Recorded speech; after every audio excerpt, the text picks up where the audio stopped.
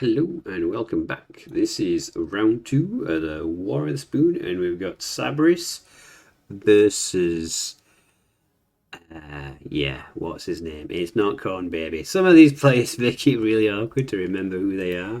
Oh, it's Old Unlimited Anger. That's it.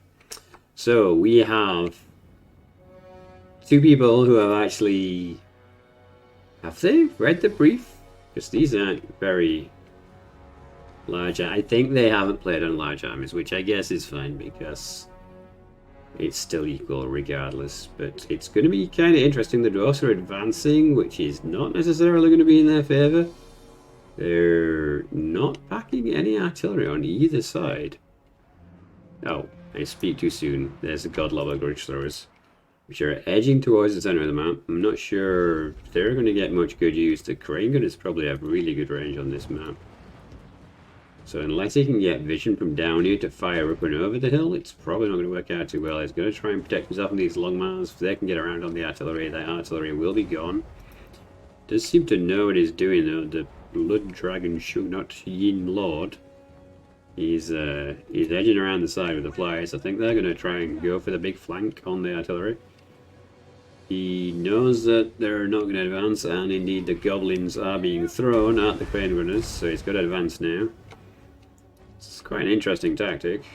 I wouldn't have thought that you'd have line of sight from there. Something going off over here. It's a magic spell to preempt the assault from the back line. He's going for the Thunderers to shut them down while he closes the gap, but not sure he needed to do that. So to reform to shoot you, you just move away. It's pretty easy to give him away. He's actually got Felix in his army. It's a bit of a rarity.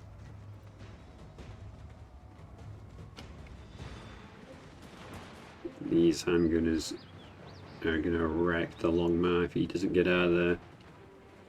You definitely won't want to do that. Staying in your Thunderous fire rack is really bad.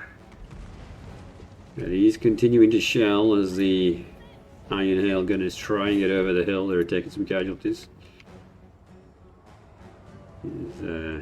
Dwarfs using their height advantage to hide behind the hill just before they approach, and he's now positioning himself to unload on the Jade Warriors, which are not very keen to advance.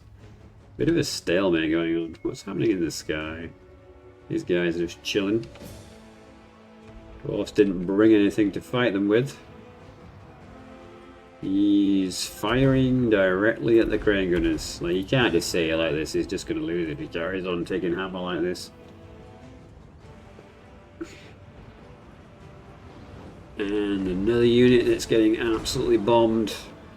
As he comes over this hill, it's just going to be a turret of fire and death rain down on these guys. Question is just going to be who fires first. Another spell going off on one unit of Thunderers while he tries to charge the other unit. It's a bold move, but I guess he needs to stop them from firing. He's already getting shot way too much. But more Thunderers have reformed to shoot the long mars. Here we go. It's grenading time. Jade Warriors should do pretty well against the miners. They are only miners. But I don't know if he's given him too much time to do the damage. Yeah, most of the artillery for the Cathayans is already breaking or broken. The heroes are... I don't know what the heroes are doing. Trying to chase someone who was on foot, I guess. The Longmars are pretty much destroyed at this point, which leaves this pretty much to a melee combat. Some crane gunners have rallied and are trying to get around the flank. Might be value to snipe one of those heroes, but I don't know if they can do that. Plus there's some fire coming their way now they've been seen. I'm sure that if they get the Thunderers on their handgunners, crane gunners, they're not going to do very well, and that's exactly what's happened. They are out of here. Defending this side of the ridge is probably Pretty smart, but here come the flyers again. He's going to try and get on that artillery, but there's some slayers, I believe, so this could be a real bad call. Or he's going to fly over him. No, it was a bait and switch. He's actually going to go over here and try and get... Oh, man. Massacred. That was definitely a rough call, but he might have seen the slayers too late and then realised that it was just not going to work to get in there. If he could get these crane gunners over here a bit further out, because they do outrange the Thunderers, and the Thunderers have turned around now, so maybe he could get some more value out of them. I am not sure who's winning this, but I suspect it is the Dwarfs. Saying that, a lot of the Cathay units have rallied. The Dwarfs have a lot in those 3 heroes and 2 artillery pieces, though if the artillery can't fire, it's not earning its value. Can the heroes do enough? He is bringing the crane gunners around. Let's hope he's careful with them and don't lose them again. This is a very tense moment for Cathay. There's a lot of flashing banners going on. Where are the crane gunners going? Just fire at something, anything. You fired 1 shot and you're reforming again. Okay. Meanwhile, some dwarfs are rallying on the other side. The volleys of fire are insane, and now this lord faces being shot out of the sky because he's on his own. But another spell going down on the Thunderers. He's getting some decent magic, I guess.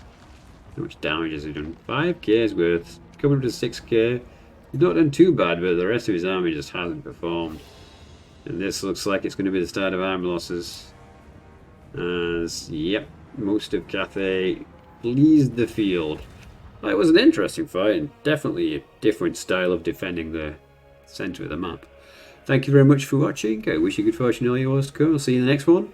We are going to be doing more tournament-based stuff like this, so if you do have an interest, I would be fascinated to know what you think would make for a good tournament. So if you could let me know in the comments, that'd be great, and I'll see you next time.